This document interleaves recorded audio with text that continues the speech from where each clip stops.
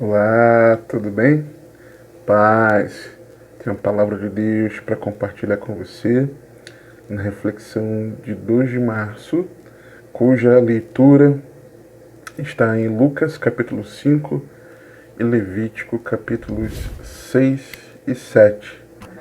E a palavra que o Senhor ardeu em mim para compartilhar com você está em Levítico, no capítulo 6, versos 12 e 13. Se você puder acompanhar na sua Bíblia, vai ser uma benção.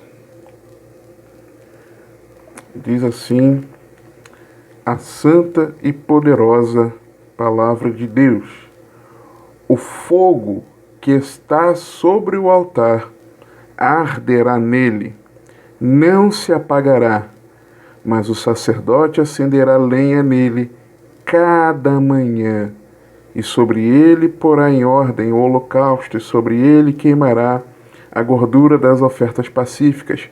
O fogo arderá continuamente sobre o altar, não se apagará. Glória a Deus. O fogo no nosso cotidiano, ele é usado para vários aspectos. Para aquecimento, para cozimento de alimentos, para consumir algo que nós não queremos mais, para moldar, né? O fogo é usado para moldar alguns elementos, para purificar, para iluminar, para proteger. Ele tem várias funcionalidades, não de agora, desde os primórdios da história do homem. Além do primeiro sentido que nós encontramos aqui no texto, tá? De consumir ofertas, o fogo vindo de Deus, ele é apresentado por diferentes simbologias para diferentes fins. E eu falo fogo vindo de Deus e eu já vou mais à frente te dizer o porquê disso. Por exemplo, nós temos o fogo como juízo lá em Sodoma e Gomorra. Nós temos o fogo da presença de Deus na sarça ardente, na proteção e direção, na coluna de fogo. O povo, esse mesmo povo aqui, né, ali no deserto. Nós temos, por exemplo, lá em Jeremias, uma referência que a palavra de Deus ela é como fogo e martelo que esmiuça a penha. Nós temos o fogo vindo de Deus como sendo usado para purificação daquilo que está sendo aprovado, né? Um fogo de provação. Vemos o fogo como destruição daquilo que está sendo reprovado. Nós vemos o fogo simbolizado como o derramar da ira de Deus, como a condenação final no lago de fogo e enxofre, mas também fogo do Espírito Santo. E esse é o detalhe que nós precisamos nos atentar. Porque no primeiro holocausto, aqui estava a instrução, a lei do holocausto, a partir do verso 8. Mas o primeiro holocausto, ele veio de Deus. O primeiro fogo, o fogo para o primeiro holocausto, ele veio de Deus. E é interessante, quando nós lemos assim, lei sobre isso, lei sobre aquilo, no português, a gente dá a entender de lei de ser uma ordem por si só. Mas lei, muitas vezes, o que é traduzido por lei é o termo Torá, que tem mais o sentido de ensino, de instrução. Então, claro, é uma ordem, óbvio, a palavra de Deus é uma ordem. Mas não é uma ordem por ordem, mas é uma ordem que instrui, que ensina, tá? Por isso são maneiras diferentes de se enxergar a lei de Deus, né? É o ensino de quem nos ama, nos orientando como viver para a glória dele. É diferente.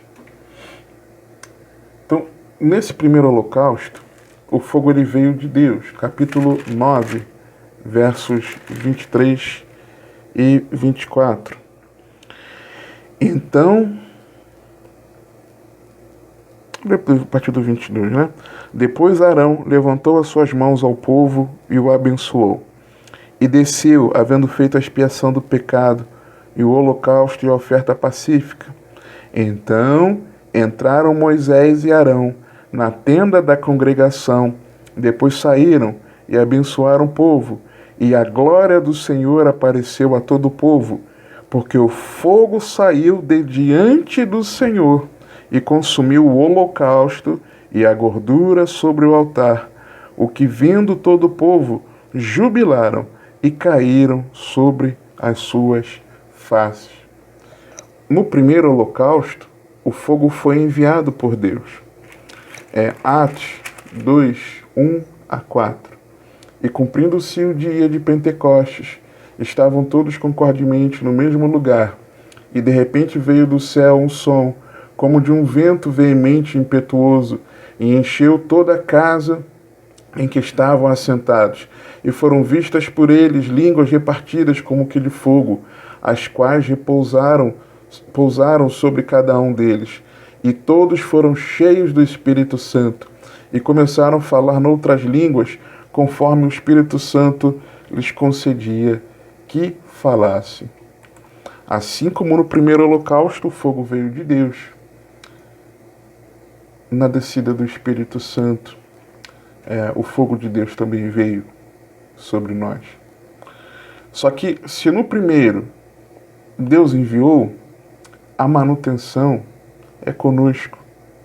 Lembra que eu sempre falo do nosso sacerdócio pessoal diante de Deus na vida cristã, como servos de Deus, discípulos de Cristo, da nova aliança, nós somos sacerdócio real. Então, no reino de Deus, nós oferecemos o nosso sacerdócio pessoal a Deus. Se o primeiro foi Deus que enviou, a manutenção desse fogo é comigo e com você. Capítulo 6 de Levítico, verso 8 em diante. Falou mais o Senhor a Moisés, dizendo: dá ordem a Arão e a seus filhos. Quem são Arão e os filhos? Sacerdotes. Esta é a lei do holocausto. Esta é a instrução do holocausto. O holocausto será queimado sobre o altar toda a noite até pela manhã, e o fogo do altar arderá nele. E o sacerdote vestirá a sua veste de linho, e vestirá as calças de linho sobre a sua carne, e levantará a cinza quando o fogo houver consumido o holocausto sobre o altar, e o porá junto ao altar. Depois de expirar suas vestes, vestirá outras vestes, e levará a cinza fora do arraial para um lugar limpo. O fogo que está sobre o altar arderá nele, não se apagará, mas o sacerdote acenderá lenha nele cada manhã, e sobre ele porá em ordem o holocausto, sobre ele queimará a gordura das ofertas pacíficas.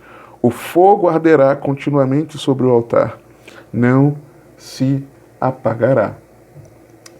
Efésios 5, 18. O Espírito Santo veio enviado por Deus, enviado por Cristo. Mas a manutenção, ela é nossa. E não vos embriagueis, Efésios 5, 18. E não vos embriagueis com vinho que há contenda, dissolução, mas enchei-vos do Espírito Santo. Só que nós precisamos ter cuidado com o fogo estranho, o fogo que nós queremos fazer manutenção, ou se o fogo de Deus tiver sido extinto na nossa vida, é de nós querermos reacendê-lo com um fogo estranho.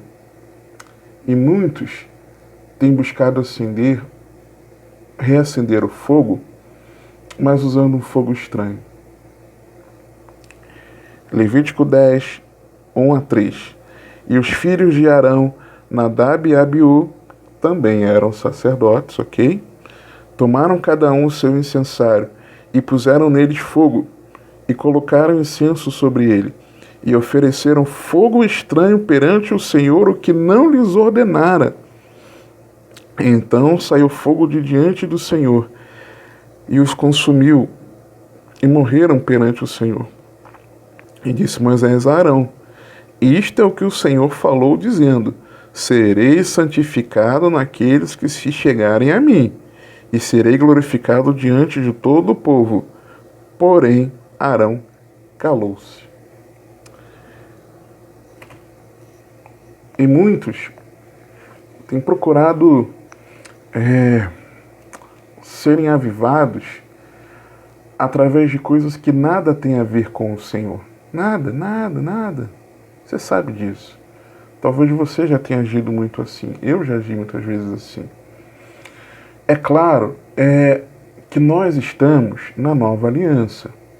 Mas essa dinâmica do tabernáculo, das ofertas e dos sacrifícios, essa dinâmica ela apontava diretamente para Cristo e para a realidade espiritual, a realidade celestial. Hebreus 8, de 1 a 6. Ora, a suma do que temos dito é que temos um sumo sacerdote tal, que está assentado nos céus, à destra do trono da majestade, Jesus, tá? Ministro do santuário e do verdadeiro tabernáculo, qual o Senhor fundou, e não o homem, porque todo sumo sacerdote é constituído para oferecer dons e sacrifícios. Por isso era necessário que este também tivesse alguma coisa que oferecer, ou seja, ele ofereceu a si mesmo. Ora, se ele estivesse na terra, nem tão pouco sacerdote seria, havendo ainda sacerdotes que oferecem dons segundo a lei, os quais servem de exemplo e sombra das coisas celestiais. Entendeu? Como Moisés divinamente foi avisado, estando já para acabar o tabernáculo, porque foi dito: olha, faze tudo conforme o modelo que no monte se te mostrou. Mas agora alcançou ele ministério, tanto mais excelente quanto é mediador de uma melhor aliança que está confirmada em melhores promessas. Na nova aliança, o sumo sacerdote é Cristo, que ofereceu a si mesmo uma única vez como sacrifício perfeito por nós. Contudo, porém, todavia, mas, e exatamente por isso, hoje nós somos templo de Deus e o nosso coração é o altar. Exatamente por isso. Porque tudo apontava para Cristo e a realidade celestial. E aí, será que o fogo está ardendo exatamente nesse momento, no meu e no teu coração? Ou nós temos sido indiferentes a Deus e às coisas de Deus? Temos vivido uma mornidão espiritual nesse tempo que é o tempo do fim. Eu afirmo isso N vezes e não me canso de falar, porque é segurança para você, como é segurança para mim. Nesses últimos dias, e que sinais que Jesus apontou no seu sermão escatológico, que eram evidência da brevidade do fim: enganos, convulsão geopolítica social, a natureza furiosa, evidenciando o princípio das dores. Sim, no meu entender, que como num parto, as contrações vão aumentando de quantidade e intensidade e o intervalo vai ficando cada vez menor, como nas contrações daquela que está para dar à luz, tá?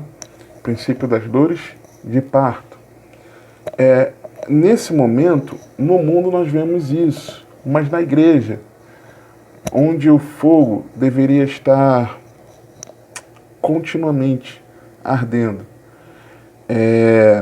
aquilo que é considerado o tripé da vida cristã, a fé, o amor e a esperança, parece estar enfraquecendo. Eu comentava sobre isso numa pregação minha sobre os conselhos bíblicos para o fim. E eu gostaria de comentar aqui com você. Porque olha para a tua vida, para o teu coração, assim como eu preciso olhar, e parece que em nós, no meio da igreja, o fogo não está ardendo continuamente e nos parece que está faltando fé. E Lucas 18, 7 e 8, Jesus diz assim: E Deus não fará justiça aos seus escolhidos que clamam a Ele de dia e de noite, ainda que tardio para com eles. Digo-vos que depressa lhes fará justiça. Quando, porém, vier o Filho do Homem, porventura achará fé na terra? Por quê? Porque está faltando fé. Uma verdadeira fé bíblica. Uma verdadeira fé daqueles que sabem que Deus é real. Uma verdadeira fé daqueles que creem em Jesus, confiam nele, na sua obra redentora e se comprometem numa vida pessoal com ele. Olha para a sua vida. Neste momento, como um exercício, olha também para aquele que se diz de Cristo. Olha para a igreja. Outra, falta amor também. Mateus 24, 12. Jesus disse: E por se multiplicar a iniquidade, o amor de muitos esfriará. Amar não é um sentimento. Amar é um posicionamento de vida que nós temos e é um mandamento de Deus para nós. Quem não ama tanto ao Senhor como ao próximo está demonstrando que não está em Cristo. E o verdadeiro amor, ele só pode vir de Deus. Porque Deus é amor.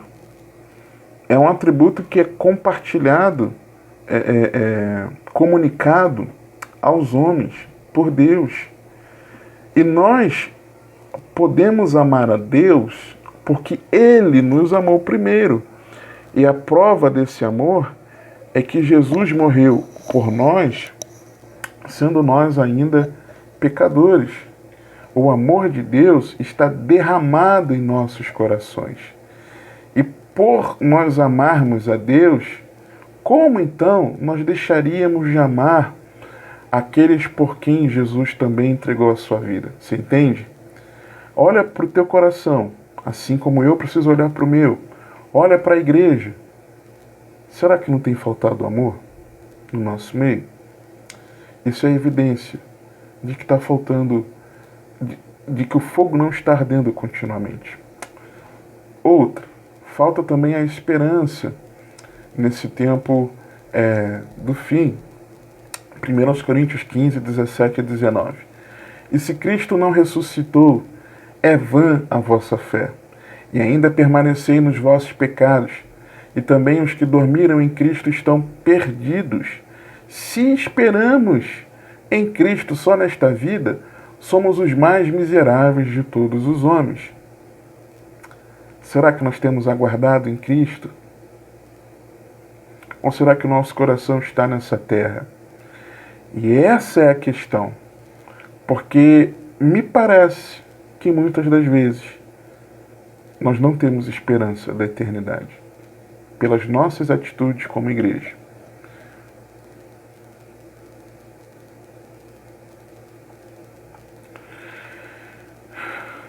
Tem faltado fé, amor e esperança. Mas nesses tempos, eles são esperados. 1 Tessalonicenses 5, de 8 a 11. Mas nós, que somos do dia, sejamos sóbrios, vestindo-nos da couraça da fé e do amor, e tendo por capacete a esperança da salvação, porque Deus não nos destinou para a ira, mas para a aquisição da salvação, por nosso Senhor Jesus Cristo, que morreu por nós, para que quer vigiemos, quer durmamos, vivamos juntamente com Ele. Por isso exortai-vos uns aos outros, e edificai-vos uns aos outros, como também o fazeis. Mas nós, que somos do dia, sejamos sóbrios, vestindo-nos da couraça da fé e do amor, e tendo por capacete a esperança da salvação. Isso é que é esperado daquele que serve a Cristo, vivendo nesses últimos dias. O fogo ardendo continuamente, é importante esclarecer isso aqui, não se trata de ser rotulado como pentecostal ou não. Não é isso que eu estou falando. Não é isso que o Espírito Santo está nos falando. Mas nós sermos avivados no Senhor nesses últimos dias. Abacuque 3, 1 e 2. Oração do profeta Abacuque sobre Sigionote. Ouvi, Senhor, a tua palavra e temi. Uma pausa. Sabendo da palavra de Deus, que ali estava exercendo juízo, num tempo muito difícil, qual foi a atitude de Abacuque? Primeiro, temer. Aquilo que gerou temor no seu coração. E qual é a segunda atitude? O pedido de avivamento. Aí ele continua: aviva, ó Senhor, a tua obra no meio dos anos.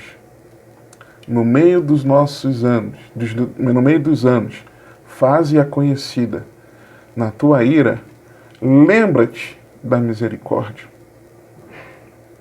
Lembra que nós estamos em obras até o dia de Cristo? Filipenses 1,6, de que o Senhor era fiel para completar a boa obra que Ele iniciou em nós até o dia de Cristo. Então, até o dia de Cristo, a obra do Senhor em nossa vida, nós devemos clamar ao Senhor para que sejamos avivados. Isso trata de nós estarmos com a botija cheia de azeite. Lembra da parábola das 10 virgens? Todas com a lâmpada, mas 5 sem o azeite de reserva. E quando o noivo chegou, não tinham azeite de reserva, pediram às prudentes que não podiam compartilhar, senão elas ficariam sem. E, por causa disso, chegaram atrasadas ao encontro do noivo. Quando bateram na porta, estava escuro, porque a lâmpada estava sem azeite. O noivo não as reconheceu. Sem azeite, o noivo não vai nos reconhecer. E é por isso que o fogo precisa estar ardendo continuamente em nós. E esse azeite, eu volto a falar, não é ter o azeite por ter o azeite. Mas o azeite na lâmpada, ele cumpre a função de acender a lâmpada. É para que haja fogo na lâmpada. O azeite na lâmpada, na parábola das 10 virgens, era para que tivesse fogo na lâmpada. Fogo, fogo, fogo na lâmpada. E o fogo na lâmpada está fazendo com que a lâmpada cumpra a sua função.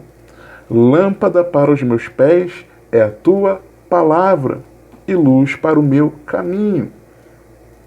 O fogo na lâmpada é o Espírito Santo ardendo em nossa vida, de forma que nós consigamos viver a palavra de Deus nesses últimos dias.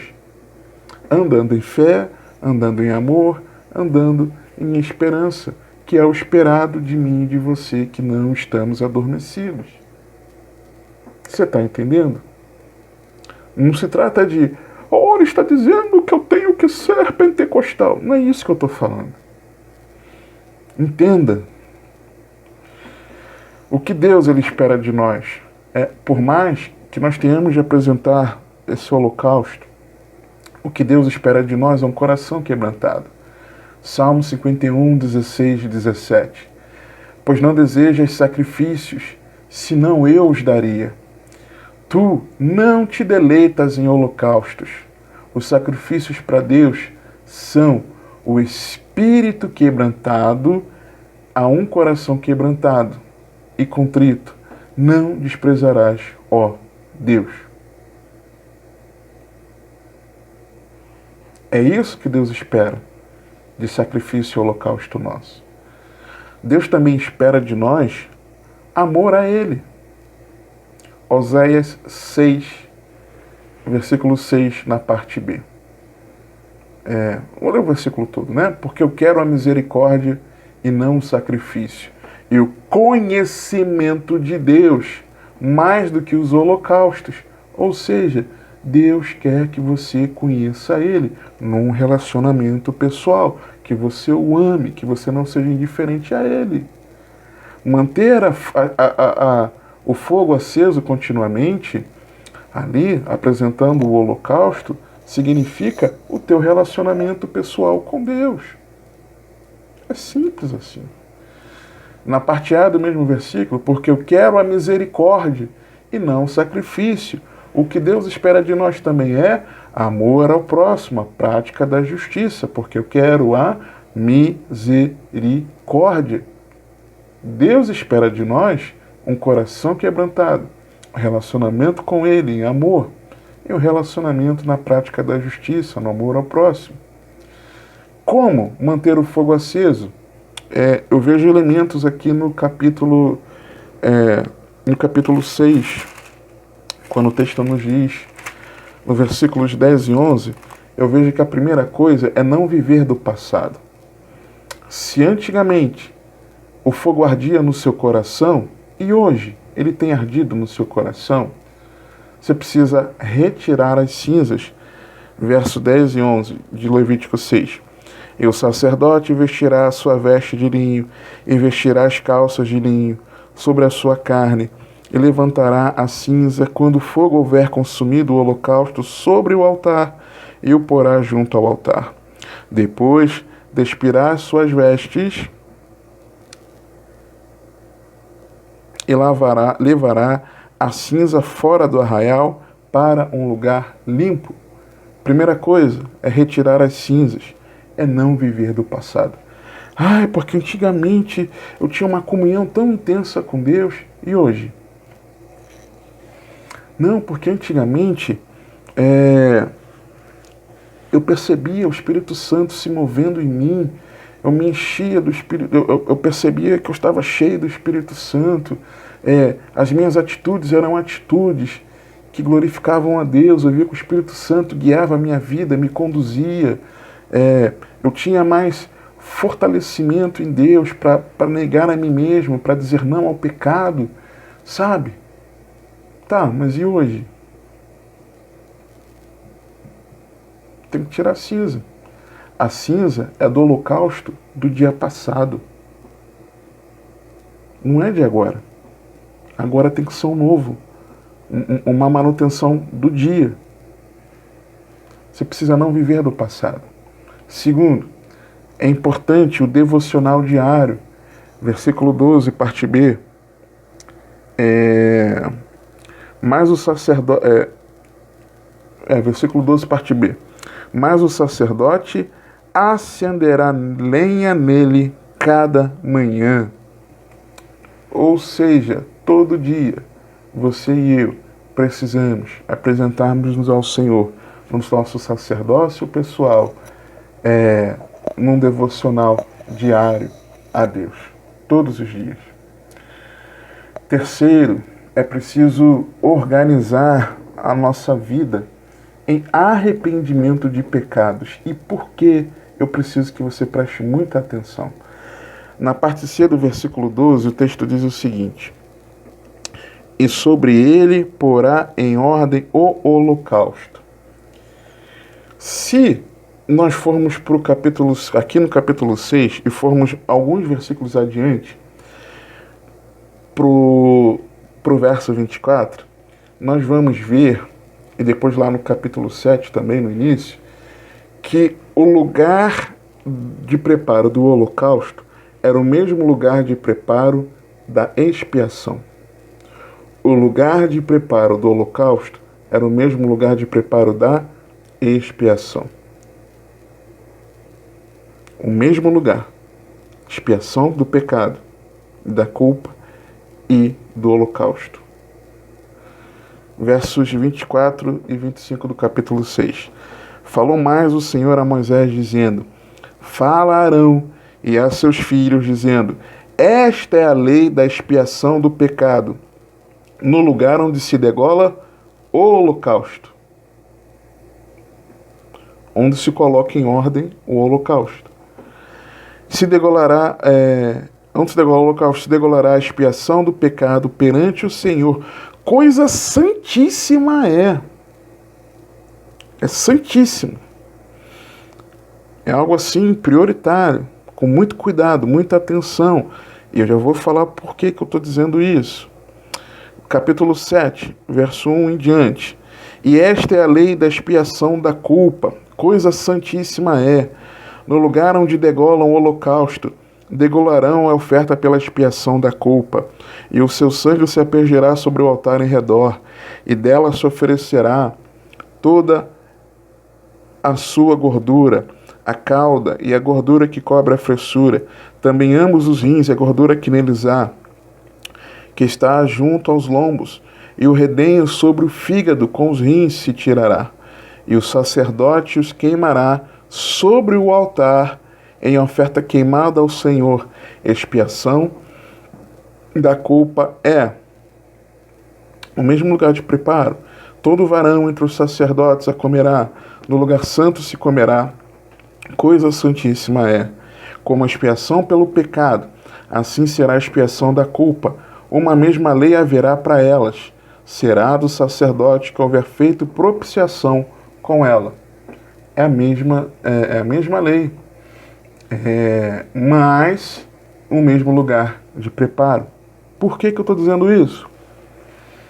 Porque a expiação da culpa, a expiação do pecado, ela tem tudo a ver com manter o fogo aceso continuamente. Não há como querermos ser cheios do Espírito Santo sem arrependimento de pecados. Pedro, no seu discurso aos judeus, disse que eles deveriam serem batizados em arrependimento de pecados e então eles receberiam o dom do Espírito Santo. É simples assim. O Espírito Santo é dado àqueles que obedecem ao Senhor. É simples assim. Jesus, na sua oração, na sua instrução sobre oração, sobre o modelo de oração, como deveríamos orar, ele deixou uma instrução muito especial. E quando ele explicava a respeito da perseverança em oração, e de que se nós, sendo maus, procuramos dar coisas boas aos filhos, que dirá o Pai, não nos daria o Espírito Santo se nós pedíssemos a Ele? Ou seja, e isso que Jesus fala como prioridade na vida de oração, Mateus 6, por exemplo, vou ler daqui a pouco com você, a prioridade eu vejo que é resolver o problema do pecado. E na mesma oração que eu tenho que resolver o problema do pecado, o Senhor nos instrui a nós pedirmos o Espírito Santo. Então, se a prioridade o que eu tenho que resolver é o problema do pecado e eu preciso pedir o Espírito Santo, não tem como ter o Espírito Santo se eu não resolver o problema do pecado. É simples assim. E nós, muitas vezes, com o coração carregado de sujeira, contaminados por aquilo que nós assistimos, ouvimos, temos deixado entrar, ser absorvido na nossa mente, no dia a dia, nós ainda queremos ser cheios do Espírito Santo. Nós queremos ser servos de Deus avivados, crentes avivados. Como? Me diz, como? Se você conseguir me explicar como, não tem como. E aí, não importa se é um pecado individual, como nós vemos no capítulo 4, dos versos 27 a 29. ou se é um pecado no coletivo, no verso 13 do capítulo 4, se é um pecado por conivência, versos 1 e 6, no capítulo 5 de Levítico, se é daquele que é consagrado ao ministério, capítulo 4, verso 3, se é de uma autoridade civil, capítulo 4, versos 22 e 23, se é de uma pessoa comum, no capítulo 4, 27 a 29, se é na ignorância ou não, capítulo 4, versículo 27, para você e eu sermos perdoados, o nosso pecado precisa ser expiado pelo sacerdote. Antes, a expiação era de um mesmo tipo, seja do pecado pela culpa ou por um pecado involuntário, pecamos sem querer. Antes era assim, sempre tinha que fazer. Agora é uma única expiação. 1 João 2, 1 e 2. Meus filhinhos, estas coisas vos escrevo para que não pequeis. E se alguém pecar, temos um advogado para com o Pai, Jesus Cristo, o justo. E Ele é a propiciação pelos nossos pecados. E não somente pelos nossos, mas também pelos de todo mundo. Nós podemos ir a Jesus. Podemos e devemos ir a Jesus. Jesus já fez a expiação pelo nosso pecado, pela nossa culpa. Mas nós temos ido diariamente ao Senhor? Essa é a questão. Eu já comentei, tenho quase certeza que eu comentei de um tempo atrás, não muito tempo atrás, eu estava na minha vida de oração, intercedendo muito pelas pessoas e tal, orando por tais e tais motivos de oração, pedido de oração, até que o Espírito Santo me alertou que eu não estava mais, naqueles últimos dias, confessando os meus pecados durante a minha oração. E aquilo me chocou, porque era verdade. E muitas vezes nós não vamos a Deus em oração. E se vamos todos os dias, nós ou esquecemos ou orgulhosamente achamos que não precisamos confessar os nossos pecados. Você pode e deve ir a Deus por Jesus, arrependido dos seus pecados, com teu coração quebrantado. Hebreus 10, 5 a 13. Por isso, entrando no mundo, diz: sacrifício e oferta não quiseste, mas corpo me preparaste. O Verbo que encarnou entrou no mundo encarnado. Holocaustos e oblações pelo pecado não te agradaram. Esses mesmos aqui que nós estamos lendo. Então disse: eis aqui venho. No princípio do livro está escrito de mim. Qual é o princípio do livro? O nosso Pentateuco aqui. Estou lendo aqui com você, Levítico. No princípio do livro. Para fazer, ó Deus, a tua vontade. Ou seja, Jesus veio. Essa referência é uma referência a um salmo, tá? Que já estava profetizando isso. Que ele entrando no mundo, sabia que Deus não queria os nossos sacrifícios humanos, mas preparou o corpo para ele. Ele nasceu de mulher, de Maria, ok? Porque Deus não se agradava dos nossos holocaustos e oblações. E aí Jesus dizendo: eis aqui venho. Jesus veio. Aí o texto continua: no princípio do livro está escrito de mim. Onde está escrito sobre Jesus? Aqui no Pentateuco. Eu estou sempre te mostrando, apontando Jesus. Por isso que eu falo para você: não despreza o Antigo Testamento. Medita também. Eu não tenho tempo. Isso é desculpa esfarrapada. A vida cotidiana não me permite ler 20 minutos da Palavra de Deus por dia. Não dá. Não dá para aceitar isso como desculpa. Mas olha, enxergando Jesus, entendeu? É tudo sobre ele. E aí vem: para fazer, ó Deus, a tua vontade. Lembra que Jesus, lá no Getsemane, Jesus orou pedindo: Pai, se possível, passa de mim esse cálice. Que cálice? O cálice do Pai. No momento da expiação pelo nosso pecado, ele ser... Jesus perder a comunhão com o Pai. Naquele momento onde houve trevas sobre toda a terra, naquele momento, Jesus estava sendo feito maldito no nosso lugar. O nosso pecado sendo punido em Jesus, a ira de Deus sendo derramada sobre Jesus, por causa de mim e de você. E aí Jesus orou: Pai, se possível, passa de mim esse cálice, mas não seja feita a minha vontade, mas a tua vontade. É disso aqui que Hebreus está falando. Você está entendendo? Qual era a vontade de Deus? Que Jesus fosse a expiação pelo meu e pelo teu pecado. E Deus precisou abandonar o Filho naquela hora ali da expiação, porque ele estava sendo feito pecado em nosso lugar. Essa é a vontade.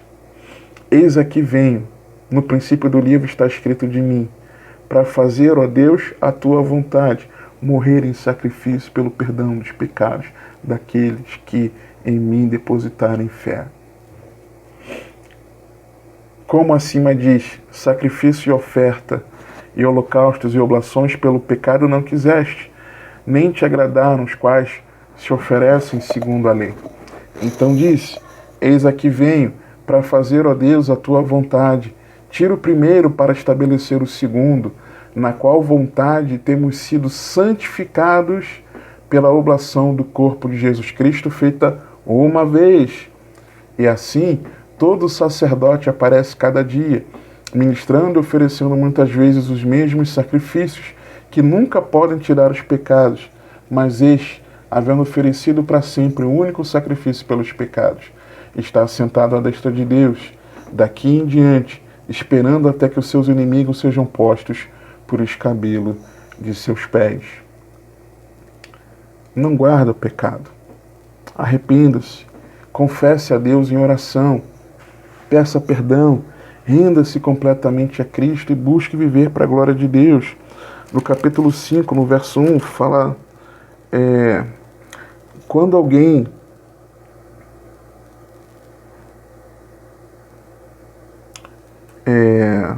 deixa eu achar aqui o versículo. No capítulo 6,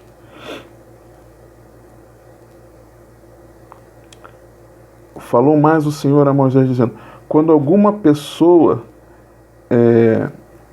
pecar e transgredir contra o Senhor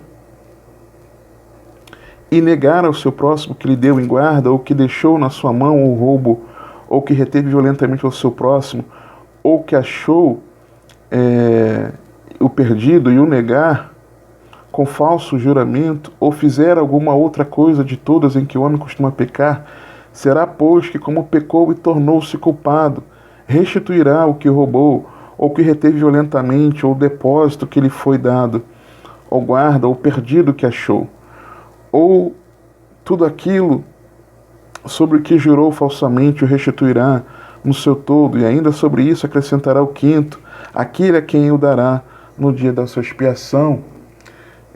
Confesse não apenas a Deus, mas tem coisas que nós fazemos e afrontam o próximo também. Tem pecado, todo pecado é uma ofensa contra Deus, mas tem pecado que você está cometendo contra o próximo. Então você, além de pedir perdão a Deus, você precisa ir lá resolver o problema com o próximo. Você está entendendo? E Levítico, no capítulo 5, no verso 5, será, pois, que culpado sendo numa destas coisas, confessará aquilo em que pecou. Então, confesse. 1 João 1, 7 a 10 nos diz: mas se andarmos na luz, como ele na luz está, temos comunhão uns com os outros. Temos comunhão uns com os outros, e o sangue de Jesus Cristo, seu Filho, nos purifica de todo pecado. Se dissermos que não temos pecado, enganamo-nos a nós mesmos, e não há verdade em nós. Se confessarmos os nossos pecados, Ele é fiel e justo para nos perdoar os pecados e nos purificar de toda a injustiça. Se dissermos que não pecamos, fazemo-lo mentiroso, e a sua palavra não está em nós. Deus, Ele é misericordioso, Ele é rico em perdoar, mas não zombe de Deus. Uma hora a conta chega. Se você reconhece o seu pecado e você não tem tido forças para abandonar, procure a Deus em oração, vá a Cristo em oração, sabe? Vá ao Senhor, peça a Ele perdão pelos seus pecados, peça a Ele perdão, decidido a abandonar, e peça forças a Ele para que você abandone essa prática. Uma outra coisa importante, no mesmo capítulo 5, no verso 1, é a importância do cuidado com a cumplicidade. Muitos nos desatentamos disso. E quando alguma pessoa pecar, ouvindo uma voz de blasfêmia, de que for testemunha, seja porque viu ou porque soube, se o não denunciar, então levará a sua iniquidade. Ou seja, é muito perigosa. E igualmente traz culpa a cumplicidade em pecados. Efésios 5:11. E não comuniqueis, não sejam cúmplices com as obras infrutuosas das trevas, mas antes condenai-as. 1 Timóteo 5:22. A ninguém imponha precipitadamente as mãos, nem participes, ou seja, não te tornes cúmplices dos pecados alheios, conserva-te a ti mesmo puro. 2 João 1:11. Porque quem o saúda tem parte, faz-se cúmplice nas suas más obras. Então, cuidado. E como eu falei, Mateus 6 nos revela que resolver o problema do pecado é o ponto central da nossa vida de oração. Mateus 6, 9-15. Portanto, vós orareis assim: Pai nosso, que estás nos céus, santificado seja o teu nome. Venha o teu reino, seja feita a tua vontade, assim na terra como no céu. O pão nosso de cada dia nos dai hoje. E perdoa as nossas dívidas, assim como nós perdoamos aos nossos devedores. E não nos conduzas à tentação, mas livra-nos do mal, porque teu é o reino e o poder e a glória para sempre. Amém. Porque, aí Jesus explica. Jesus não explicou nenhum dos pontos da oração, no modelo de oração, mas ele quis explicar isso aqui. Porque, se perdoardes aos homens as suas ofensas, também vosso Pai Celestial vos perdoará a vós. Se, porém, não perdoardes aos homens as suas ofensas, também vosso Pai vos não perdoará as vossas ofensas.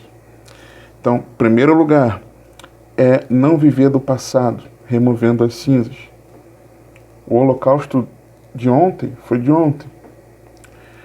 Segundo lugar, vida devocional diária, porque a lenha era para ser acesa todos os dias.